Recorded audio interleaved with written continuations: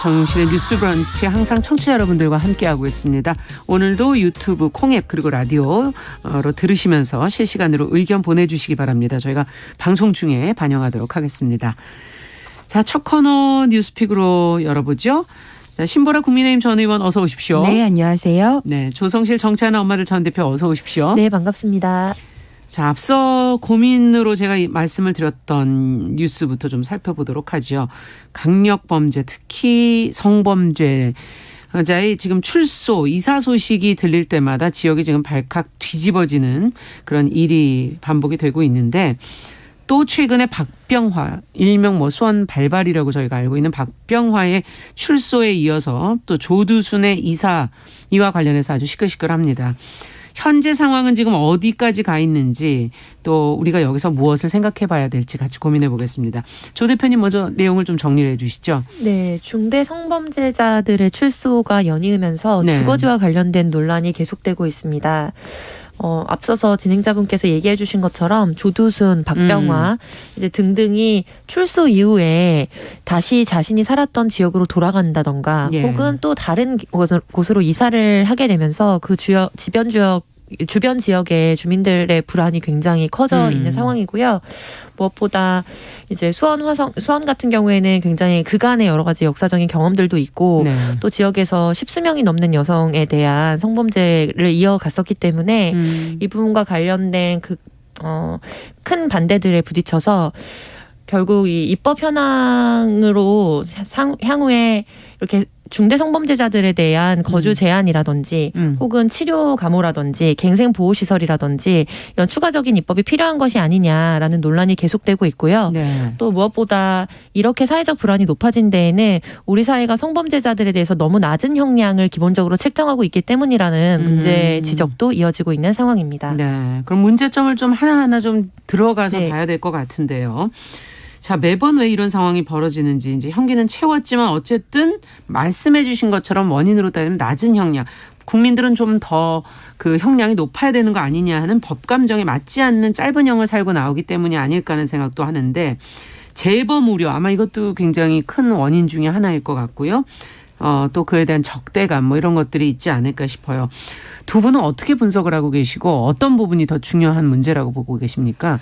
우선 형기의 문제가 가장은 크겠지만 이미 이제 벌어진 일이잖아요. 짧은 형기를 마치고 나오게 됐는데 네. 조두순 같은 경우도 이미 이제 당시에 그 미성년자 성폭행 전에 살인 전과도 있었고 또 그 성폭행 전과도 네. 있었던 10범이 넘었던 것으로 알고 있는데 예. 그런 재범자니까 당연히 재범 우려를 가질 수밖에 없잖아요.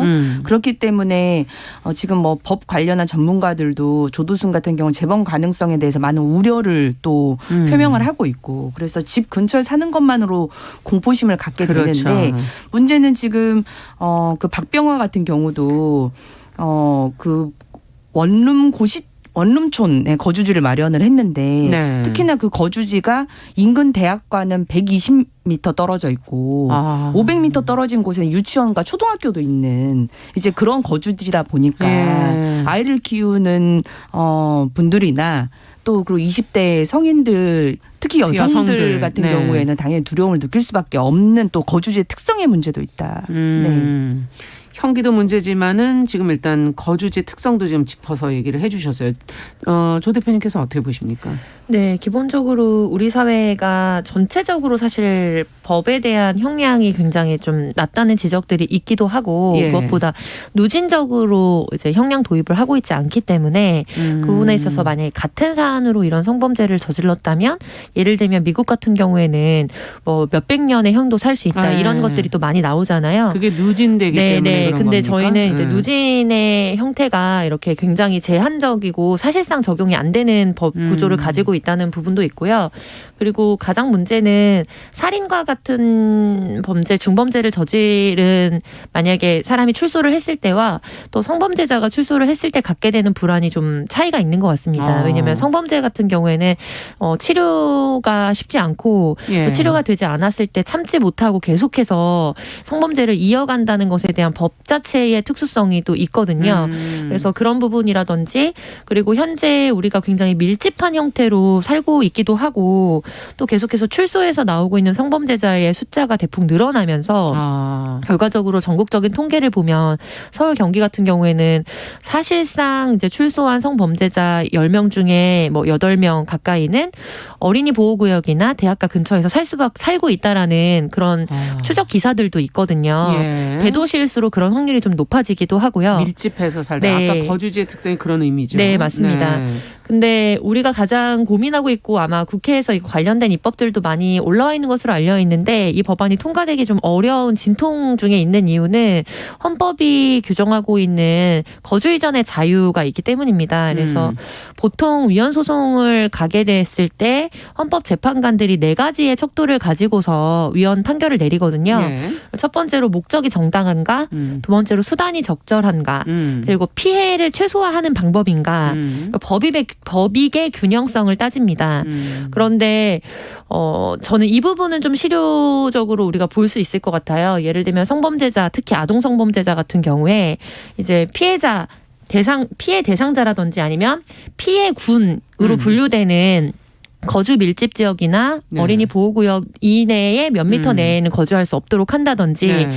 이런 경우에는 수단의 적절성이나 법익 균형성 등을 고려했을 때 사실 상대적으로 위헌 판결이 내려질 확률이 좀 적은 반면 네. 지금 문제가 되고 있는 거는 우리가 너무 밀집해서 살고 있고 숫자가 많으니까 사실 이 지역으로 돌아오는 것에 복귀 자체를 반대할 수밖에 그렇죠. 없는 상황이거든요. 네. 그런데 아예 이후에 출소 이후에 다시 치료시설로 무조건 가도록 한다거나 혹은 이제 국민들이 느끼고 있는 불안에 맞춰서 입법을 했을 때 결과적으로 입법을 하더라도 헌법재판소에 가서 이것이 좀 위헌이나 헌법 불합치 판결을 받게 될 확률이 굉장히 높은 것으로 이제 보고 있습니다. 네. 그래서 그 사각지대를 우리가 어떻게 메꿀 것이냐가 좀 법리적으로 고민이 되고 또 국회에서도 고민하고 있는 부분일 것 같고요. 네. 그래서 지난 10월에 이제 법무부에서 이런 굉장히 중성범죄자들 혹은 중복해서 성범죄를 저지른 사람들에 대한 추가적인 연구 용역이 좀 들어간 상황이고 네. 그리고 미국 같은 경우에는 제시카법이라고 해서 아까 말씀드렸던 상관성이 있는 제한에 대해서는 네. 이제 법적으로 사실은 규정을 하고 있기도 하거든요. 그래서 우리도 이런 부분에 있어서 좀 더 국회에서 헌법 불합치 판결이 날 우려가 있다는 것에도 불구하고 그럼에도 불구하고 사실은 최소화할 수 있는 부분에 있어서는 사실은 좀 추가적으로 입법 속도를 내야 한다. 이런 그러네요. 부분 말씀드리고 싶습니다. 현실적인 상황과 또 미헌이 되지 않을 소지들을 가지고 연구가 필요하고요. 네. 국회 내에서도 고민이 필요하고. 네. 자, 그렇다면 지금 주민들 입장에서 지금 좀 문제를 생각해 봤는데 형을 마친 범죄자도 사실은 범죄에 대한 낙인 뭐 이렇게 주민들의 반발 이런 거 속에서 반사회적인 성향이 혹시 더 커지지는 않을까 이런 주민들의 의견들이 들리기 때문에 뭔가 대안은 좀 필요해 보인다 하는 생각은 들거든요. 앞서 누진 형량 이런 얘기도 좀 해 주셨고 거주지를 아까 뭐 유아라든지 아동이라든지 뭐 여성들 이런 거랑 좀 거리가 있는 곳으로 두는 제한이라든지 또 뭐 최근에는 뭐 보호수용제라든지 뭐 치료가면 여러 가지 얘기들이 나오고 있지 않습니까? 어떤 것으로 해야 현실적으로 그것이 맞다고 보시는지 두 분 얘기를 좀 듣고 싶네요. 저는 실은 이제 조두순 같은 이제 중대 이제 범죄자 특히 이제 재발 가능성이 높은 성범죄자 같은 경우에는 네. 그 범죄자의 거주 이전의 자유를 보장하는 그 실익보다는 예. 헌법상의 국민의 생명을 보호하는 그 실익이 좀 더 저는 크다고 생각을 합니다. 그래서 자유도 제한적으로 적용되고 제한될 수 있잖아요. 네. 그런 점에서 범죄의 어떤 흉측성, 재범의 가능성은 저는 종합적으로 판단 가능하다. 우리 사회가 뭐 기술적인 적용이든 법 전문가 여러 경로의 그런 판단의 기준에 따라서 네. 일정 정도 그런 장치들을 통해서 제한 가능하다고 생각을 하고요. 그런 점에서 저는 보호수용제에 대해서 저는 진지하게 논의할 필요성이 있다고 보호수용제. 봅니다. 이건 좀 설명을 네. 해 주시겠어요? 어떤 그러니까 겁니까? 이 보호수용제가 이제 출소 이후에 어떠한 특정 시설에서 예. 보호를 하면서 어떻게 보면 치료 감호를 목적으로 하는 형태의 수용제예요. 네. 지금은 이제 출소 이후에 일정한 사람들은 갱생시설로 가거나 이제 갱생시설은 이제 사회 후 복귀를 위해서 일정 정도 직업을 갖도록 교육이나 이런 것들을 병행하면서 다만 이제 법무에 관한 어떤 시설에서 숙식만 제공하는 형태인데 그러다 보면 그러다 보면 그거는 저녁 10시부터 오전 6시 정도에만 그 숙식 시설에서 제한적으로 거주가 제한이 되고 그 외에는 낮에는 어떤 직업 활동을 다 보장하기 때문에 어느 곳에는 좀 다닐 수 있게 되거든요. 근데 이제 그러게 되면 위험에 대해서는 여전히 좀 불투명한 그런 상황이 부분들이 되겠네요. 있고 네. 그다음에 이제 거주지를 제한하는 거는 미국이 지금 그 제시카법을 시행하고 있다고 하지만 미국은 이제 뭐 대륙 자체가 한국에 비해서 몇십 배, 뭐 몇백 배 되나요? 네. 아무튼 영토가 광활한데 우리나라는 이제 면적당 인구 밀집도가 너무 높기 때문에 실은 지금 이제 조두순 같은 사람이야. 제가 그 조두순 집 그 근처에 이제 그 반범초서 같은 것도 방문해 본 적이 있거든요. 예. 그쪽까지 가보긴 했는데 그런 식의 예산 투여랄지 그런 게 모든 성범죄자에게 다 될 수는 없는 거잖아요. 그렇죠. 지금 그 여가부의 그 범죄자 신상 공개에 등록되어 있는 성범죄자만도 한 3,000명 정도에 달하는데 3,000명. 그런 사람들의 거주지의 특성을 지금 한국의 어떤 영토의 특성상 그렇게 거주하기는 어려운 현실인 걸 감안하면 보다 현실적인 규율이 저는 필요한 게 아닌가라는 생각이 들고요. 위헌의 소지가 있다는 얘기는 자주 들리는데 왜냐하면 처벌이 끝나고 나서 다시 이제 거주에 이중처벌?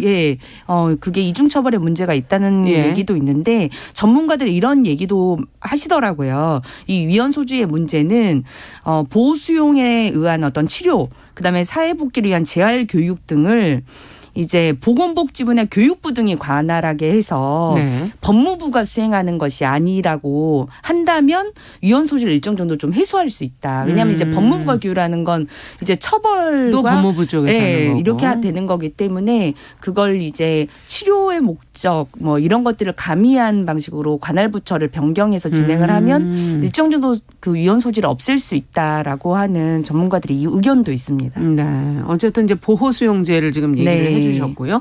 조 대표님께서는 어떻게 보십니까? 네, 저도 이제 출소 이후에 사실은 교화가 됐는지 안 됐을 거라는 전제와 두려움이 굉장히 큰 것이고 근데 교화되지 않은 상황에서 지역사회로 다시 복귀하는 것에 대한 불안이 굉장히 큰 문제이기 때문에 이제 어떻게 보면 연착륙할 수 있는 심리치료라든지 추가적인 보호감호제도가 필요하다고는 보고요. 그러나 다만 이제 의정부의 김근식 최근의 사건처럼 개인의 집을 얻어서 그 지역으로 들어가는 게 아니라고 하더라도 결과적으로 우리가 굉장히 밀집해서 살고 있기 때문에 뭐 치료감호시설이나 아니면 갱생시설이나 이런 것들이 또 일반 주거지와 굉장히 밀집한 데 위치하는 경우들이 많이 있습니다. 그리고 새롭게 신설하고자 하면 부지 확보나 이런 것들이 또 어려워서 사실은 기존의 뭐 형태가 외관적으로 봤을 때는 전혀 그렇게 보이지 않지만 사실은 이제 그곳이 뭐 예를 들면 그런 역할을 하는 시설이라든지 이렇게 도심 내에 들어와 있는 경우들도 있거든요. 그래서 의정부 시장 같은 경우는 이번에 강력하게 반대하면서 아예 막 길을 막아서는 어떤 시위들을 했었고 그런데 어쨌든 불행 중 다행으로 또 이후에 있었던 그런 범죄 사실이 드러나면서 다시 수감이 된 형태거든요. 그래서 의정부 차원에서 가슴을 쓸어내렸지만 사실 어떻게 보면 또 몇 년 뒤에 또 발생할 수 있는 문제가 되는 거죠. 그래서 이런 부분에서는 결국에 점점 늘어나는 성범죄자들을 계속해서 사실 이중처벌의 위험에도 불구하고 좀 어떤 격리의 관점으로만 너무 예산이나 이런 것들이 좀 치중되었을 때 그것들이 의도치 않게 중후범죄라든지 또 다른 부복성 범죄로 다시 이제 뛰쳐나오게 될 그런 우려들도 우리가 종합적으로 볼 필요가 있다고 생각이 들어요. 근데 지금 가장 또 불안한 것은 교화가 안 됐을 것이다. 그리고 재범 위험성이 높다. 그리고 세 번째로는 실질적으로 전자발찌 시스템이라든지 아니면 성범죄자 거주 알림이라든지 이런 것들이 잘 기능하지 못하고 있다라는 고발 뉴스들이 또 많이 나오면서 그렇습니다.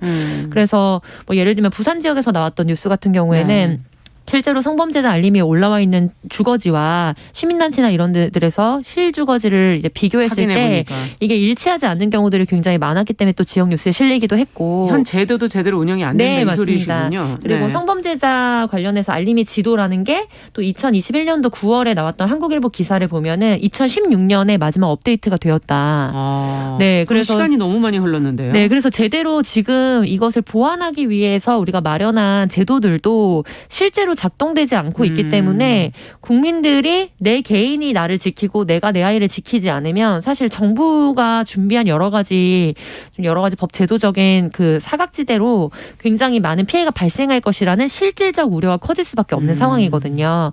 그래서 이런 부분들에 있어서 예를 들면 전자발찌 같은 경우에도 누군가 관찰을 해서 바로 그것을 위반했을 때 즉각적으로 가서 제지하는 역할을 해야 되는데 예전에 우리가 학교폭력 피해자라든지 학대 예방 경찰관 얘기처럼 인력이 굉장히 모자랍니다. 부족하죠. 네, 그래서 그런 부분들에 대해서도 사실 좀 종합적으로 우리가 봐야지만 우리가 우려하는 부분에 대한 문제를 조금이나마 최소화할 수 있다. 그래서 이게 그러네요. 처벌과 격리만으로 해결된 문제는 아니라는 것이 안타까운 부분입니다. 새로운 제도를 자꾸 만들어내는 것도 중요하지만 일단은 현 제도도 제대로 운영이 지금 안 되고 있다라는 지적까지 해주셨어요.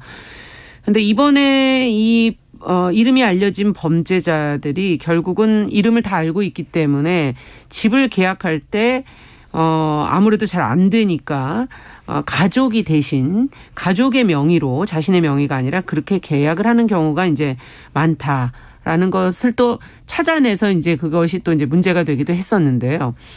어떻게 해야 될까요? 이거는 법적 문제는 또 없는 거 아니겠습니까? 계약을 하는 것 자체가 정보 공유를 뭐 이렇게 해서 이걸 막아야 되는 것인지 그럼 또 막는다면 또 어떻게 이걸 막을 수 있는 것인지 참 여러 가지로 복잡하네요. 두 분께서 간단하게 한 말씀씩 더 해주시죠. 지금 현 상황은 좀 어쩔 수 없는 상황인 것 같아요. 그러니까 이미 그 조두순 같은 경우도 배우자가 계약을 했다가 그렇죠. 지금 이제 다시 해약이 된 상황이고 이제 그 주변 분들에게 이제 주변 이제 임대인이나 아니면 부동산 중개인들에게 배우자의 인적 정보들이 다 지금 이제 돌고 있죠. 네, 돌고 있다는 것 네. 아닙니까? 그래서 지금 어쨌든 중대 그런 범죄자들이 내 지역에 오는 것만큼 막고 싶은 그런 개인과 어떤 집단의 의지와 두려움을 꺾을 수는 없을 것 같아요. 그렇죠. 그렇기 때문에라도 우리 사회에서 일정 정도 그 법적인 대안을 마련하는 방법이 저는 최선이다라고 생각을 하고요. 네. 그 주거지 제한이건 보호 수용제건 네, 그런 제도적인 형태의 보완이 당연히 필요할 수밖에 없을 것 같습니다. 네. 조 대표님께서 어떻게 보십니까? 네, 가족의 명의로 계약을 하는 경우에는 사실 그 부분까지 이제 입법적으로 막을 수 있는 방법은 좀 없다고 생각하고요. 실질적으로 지금 문제가 됐던 사례들 같은 경우에는 기망행위에 해당한다. 그래서 중개인이나 혹은 집주인에게 제대로 된 정보를 주지 않았기 때문에 거기에 대해서 이제 퇴거에 불응했을 때 퇴거 명령할 수 있도록 하는 소송을 좀 진행 중인 걸로 알고 있고 또 몇몇 사례들은 이제 거기에 대해서 실제로 어떤 돈의 뭐 2배를 물러준다든지 이런 방식으로 해서 다시 반환을 하고 새 세입자를 구하는 방식으로 사적인 영역에서 처리를 한 것으로 알려져 있거든요. 예. 네, 그래서 그 부분에 있어서는 사실 제한할 수 있는 방법은 쉽지는 않은 것 같습니다. 네, 우리의 거주지의 특성이라는 성범죄자의 숫자라든지 현실적인 이런 것들을 다 감안해서 어떤 제도가 과연 더 완전한 제도일지 일단 있는 제도부터 해서 점검이 좀 더 필요하지 않을까 하는 생각이 듭니다. 자, 두 번째 뉴스로 좀 가보도록 하죠. 중대재해 문제를 저희가 이제 계속 이 시간에 자주 노동 문제로서 다루고 있는데 어제 이제 고용노동부가 중대재해 감축 로드맵이라는 것을 발표를 했습니다. 이 내용을 먼저 신보라 의원께 좀 정리를 부탁드리고 같이 한번 문제를 좀 들여다보도록 하죠. 네, 정부가 어제 관계부처 합동으로 산업안전 선진국으로 도약하기 위한 중대재해 감축 로드맵을 발표했는데요. 네. 핵심은 감독과 처벌 중심이 아닌 사업장의 자기 규율 예방 체계로 개선을 해서 2026년까지 사망사고 만인율을 OECD 회원국 평균인 0.29 수준으로 감축하겠다는 것입니다. 예. 이 사망사고 만인율이라는 것은 네. 노동자 1만 명당 산업재해 사고로 숨진 노동자 숫자를 뜻하는데요. 우리나라 지난해 사망사고 만인율은 0.43인데 네. 이건 OECD 38개국 중에 34위로 높은 수치이고 영국의 1970년대, 독일, 일본의 1990년대 수준 네, 사고율이라고 합니다. 그래서 올해부터 기업주 처벌을 중심으로 한 중대재해처벌법이 시행이 되고 있는데 네. 그럼에도 실은 산업 현장의 사망 사고는 좀처럼 줄지를 않고 있고 50인 이상 매출 50억 이상 사업장의 중대재해는 오히려 증가하고 있는 상황입니다. 그래서 주무부처인 고용노동부는 중대재해 감축의 핵심 추진 방안으로 위험성 평가라고 하는 걸 제시를 했어요. 네. 그래서 노사가 함께 사업장의 유해 위험 요인을 스스로 파악을 해서 개선 대책을 수립 시 이행하는 이런 제도를 의무화하겠다는 겁니다. 네. 그래서 원래 이 위험성 평가는 의무 조항은 아니었는데 예. 이걸 이제 의무적으로 도입을 해서 내년부터는 300인 이상 사업장에 그리고 2024년에는 50인 이상 그리고 2025년에는 5인 이상 사업장에 이것을 의무화한다고 합니다. 그래서 이 위험성 평가를 실시하지 않거나 부정하게 실시했을 때는 시정명령이나 벌칙을 부과하고 예. 이 위험성 평가를 제대로 실시한 기업에서 중대재해가 발생했을 때는 그 자체 노력사항을 수사자료에 적시해서 구형이나 양형 판단이 고려될 수 있도록 그래서 자체적으로 위험성 평가를 진단하고 예방한 노력을 이제 가미할 수 있도록 한 것이 특징이라고 볼 수 있습니다. 그렇군요.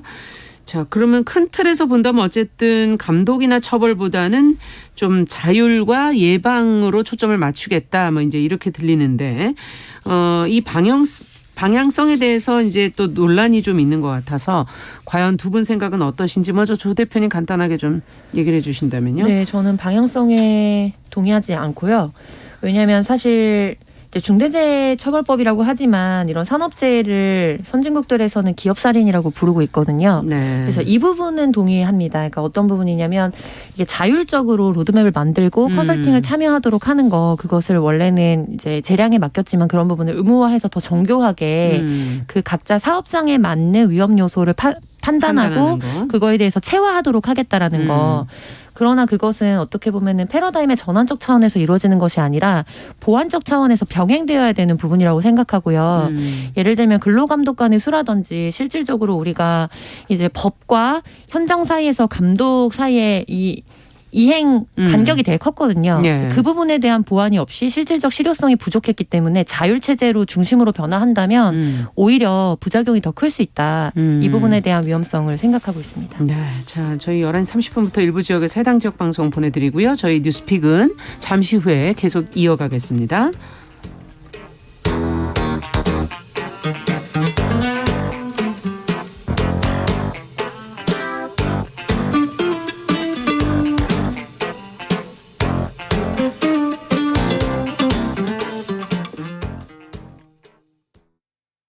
지금 시각은 11시 30분입니다. KBS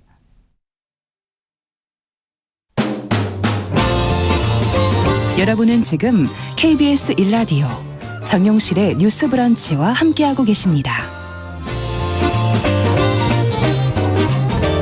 네, 저희가 중대재해 문제를 자주 이제 다루고 있는데 오늘은 어제 이제 고용노동부가 중대재해 감축 로드맵 발표한 내용을 지금 저희가 정리를 들었고요. 그에 대해서 조 대표님께서는 그동안에 했던 큰 방향은 좀 동의하기는 어렵다라는 말씀을 해주셨고 그러나 위험성 평가를 자율적으로 하는 건 병행될 필요는 있다 이렇게 얘기해 주셨어요. 또 다른 거 더 의견이 있으신지요? 네. 이제 산업안전감독 제도라든지 아니면은 기존의 이제 산업안전보건법에서 규정하고 있는 것들이 너무 세세하게 규정하고 있는 부분이 많아서 오히려 이것이 실효적으로 목적에 부합하게 작동하고 있지 못하다는 것이 이번 보고서의 사실 핵심적인 문제 진단이거든요. 네. 근데 이제 그렇다고 한다면 그 부분에 있어서 문제가 너무 이제 재량으로 줄 수 있는 부분들에 대한 요소들을 좀 덜어주고 그럼에도 불구하고 근로감독관이라든지 산업안전보건관리법이 규정하고 있는 어떤 관리감독 체제는 기본 틀을 유지하도록 해야 하는데 사실은 이제 패러다임적 변화의 측면으로 이게 실효적인 효과를 그리고 긴 시간 본 게 아니거든요. 네, 연간으로 이제 우리가 봤을 때 별로 높지 않았기 때문에 오히려 자율적으로 이거를 진단하고 목표를 세우고 점검하도록 한다. 근데 약간 저는 앞뒤가 안 맞는다고 생각한 게 결과적으로 그렇다면 자율로 바꿨을 때 지금 독일의 7배 가량에 되는 이런 뭐 중대재해처벌법에 해당하는 혹은 뭐 산업재해 현장에서의 사망 사고라든지 이런 류를 실질적으로 줄일 수 있을까? 왜냐하면 이건 비용의 문제와 직결되어 있기 때문에 안전은. 네, 그렇습니다. 네. 그래서 자율의 문제라고만 보기에는 기업 시장 자체의 그런 어떤 본래적이고 태생적인 네. 그런 방향성 이런 것들을 우리가 반드시 감안을 할 수밖에 없다고 보고 있습니다. 네. 신보라 의원께서는 어떻게 보세요? 저는 이게 감독 처벌을 이제 그러면 또 약화시키고 아예 자율로 바꾸자는 거냐? 저는 그런 개념이라고 생각하지 않고요. 이제 행동경제학에 보면 넛지라는 개념이 있잖아요. 네네. 어떤 행동을 변화시키기 위해 어떤 새로운 개입을 하는 건데 네. 저는 넛지의 어떤 방향이다라는 생각이 들었어요. 그러니까 이 중대재해처벌법의 실은 핵심 아이디어는 처벌을 강화하면 기업이 안전을 더 처벌을 신경 쓸 피하기 것이다. 위해서 안전을 담보할 시스템은 엠프라에 돈을 투자할 것이다. 네. 이런 개념이었는데 오히려 재해가 발생한 곳에서 2차 재해가 일어나는 경우가 더 빈번하고 기업주는 그런 인프라에 돈을 투자하는 게 아니라 그 거대 로펌의 자문료에 돈을 투자하고 그 처벌을 회피하는 데 목적을 더 두게 되더라. 그러니 아예 기업이 스스로 위험 요인을 제거하기 위한 투자를 하게 하려면 너희가 제대로 위험성 평가를 스스로 하고 해서 네. 그 인프라 구축을 하는데도 돈을 쓰고 하면 그 사고가 나더라도 얼마나 그걸 예방하기 위해 노력했는지에 대한 부분을 참작해 줄게. 이런 형태의 저는 넛지를 제시한 거라고 생각을 했습니다. 네. 그래서 실제 지금 중대재해처벌법이 올해 시행이 됐지만 그게 이제 중대재해 사고가 나면 그 기업주에 대한 처벌이 무조건 1년 이상으로 징역형이 되어 있잖아요. 그렇죠. 그런 내용을 지금 완전히 개정하겠다는 건 아니에요. 그리고 방금 말씀하셨던 것처럼 여러 이제 산업안전보건법이라든지 관련 조항들이 1000가지가 넘는데 그러다 보니 규제는 형식적이고 점검도 서류 점검식으로만 되더라. 진짜 안전을 예방하기 위한 그런 구축은 사업주도 제대로 못하고 감독도 제대로 하지 못하는 이 문제가 있기 때문에 그런 규정도 손을 보고 그다음에 끼임 사고나 뭐 추락이랄지 이런 그런 문제들도 개선하기 위한 비용과 시스템을 투입하겠다 이런 게 골자거든요. 네. 저는 그런 점에서 보완적 역할을 이제 할 수 있을 거라고 보고 특히나 이제 이거를 로드맵을 그 이정식 고용노동부 장관이 발표를 했는데 네네. 그 장관도 어쨌든 노조 활동을 하셨던 분이세요. 그러다 보니까 이번 발표가 나니까 실은 경영계도 노동계도 불만을 많이 토로하더라고요. 네. 두 이익 집단 모두가 이렇게 불만을 토로하는 거 보니까 불편함을 느끼는 건 나름대로 이건 좋은 제도의 방식일 수 있겠다는 생각도 들었습니다. 어쨌든 안전과 비용이라는 그런 두 가지 토끼를 다 잡으려면 그 과연 방향성을 어떻게 가야 할지 한 근본적인 문제와 그다음에 현실적으로 지금 이 시스템이 잘 운영되지 않는 뭐 관리 감독의 문제 이런 부분들을 어떻게 하면 좀 더 보완할 수 있을지 끝으로 대안을 한마디씩 좀 주시죠.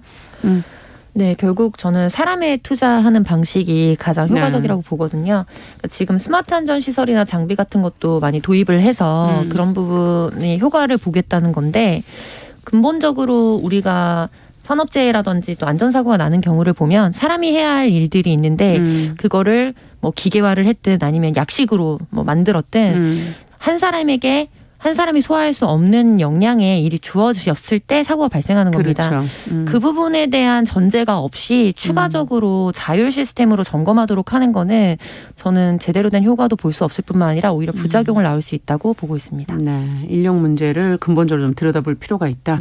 신보라 의원께서는. 지금 이 로드맵도 사업장 여건에 따라서 지금 단계적으로 시행을 하겠다는 거예요. 그래서 50인 미만 사업장은 2025년에나 적용을 한다는데 네. 저는 여건을 감안한다 하더라도 그 기간이 그냥 시간을 버는 게 아니라 그 기간 동안 자체적으로 위험성을 진단하고 빠르게 인프라를 투입해서 안전한 여건을 갖추도록 돕는 일까지에 대한 구체적인 계획이 나와줘야 된다라고 네. 보고요. 그런 부분에 대해서 안전 리모델링 사업 같은 걸 추진한다고 하는데 이런 취약 사업장에서 전체 사망 사고의 80%가 일어나는 만큼 그 부분에 대한 구체적인 시행 계획도 수립이 돼야 될 것 같습니다. 네.